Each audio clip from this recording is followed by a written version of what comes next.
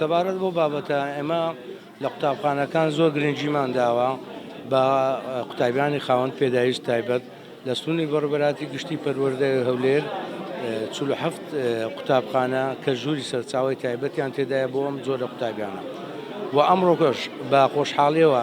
یەک لەو قوتابیانە کە بە ناوی کاڵاس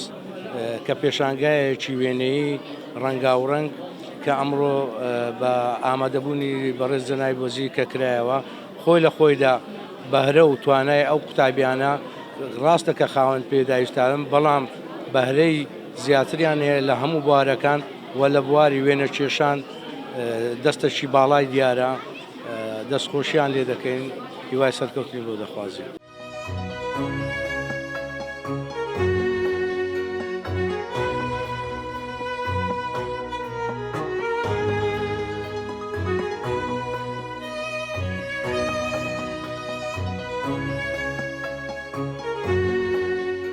قوتابی کاڵاس محەممەد قوتابی پەروەردەی تایبەتە کە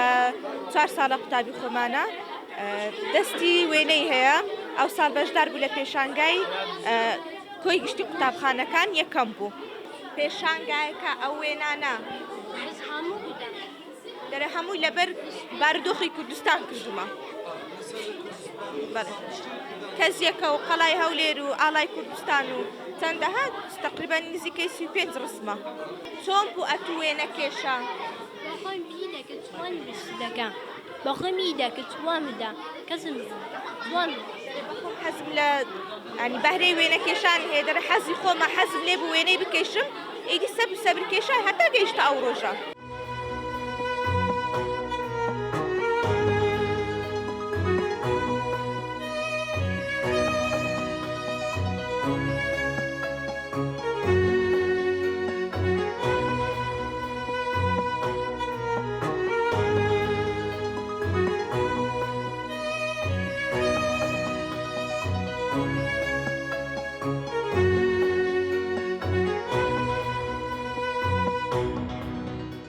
طبعا زۆر دڵخۆش بووین بەڕاستی کە ئەوڕۆ دیتم قوتابیەکی وە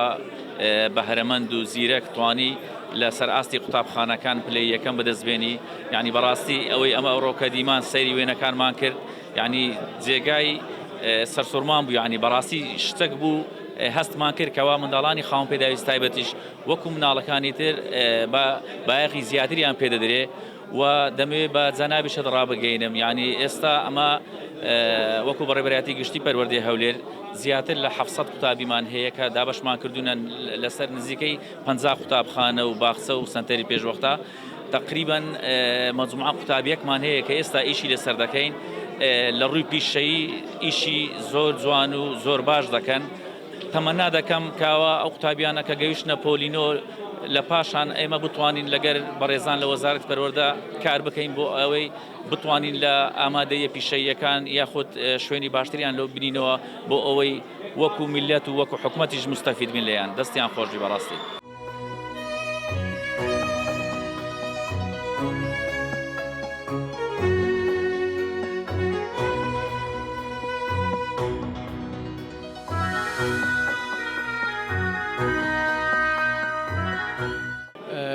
زۆر سوپاس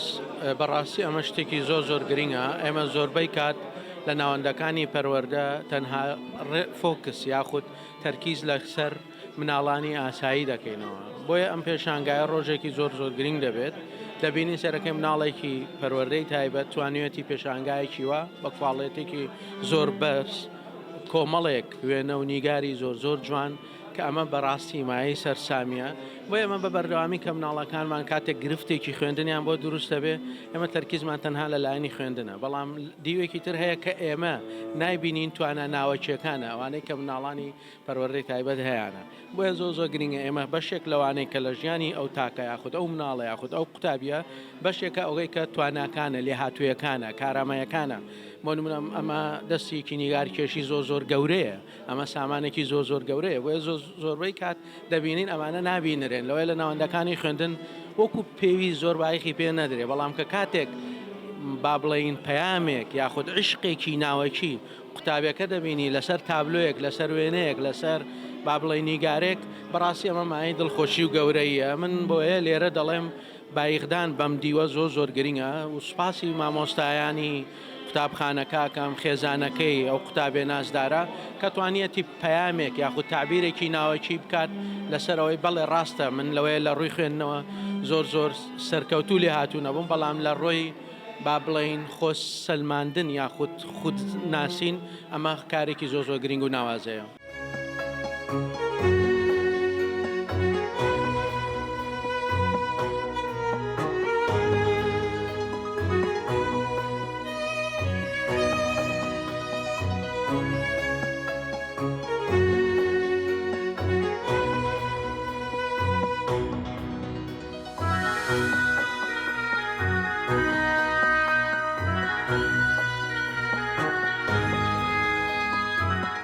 ئێمە وەکو کوردێکە لە کوردی باشوور کە ئێمە هەموو کوردێک وەکێکە هەمان پاڵپشتێک دەبین و زۆر سپاس.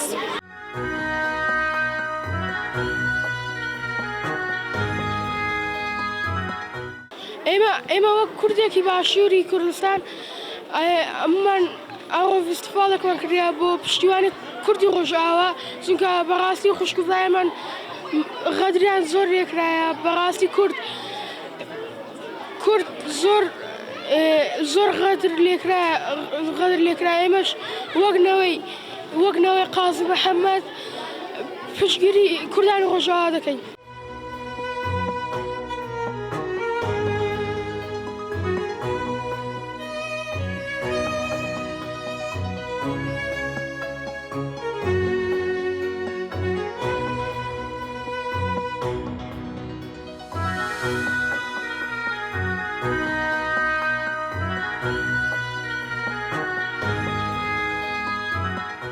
ئەوڕۆ پاڵپشتی لەسەر ڕۆژئاوا و هەرێمی کوردستان دەکەین کە پاڵپشتیمان هەیە لەسەری و زۆر بە باسی بەڕەوەی دەبین ئینشەڵڵا.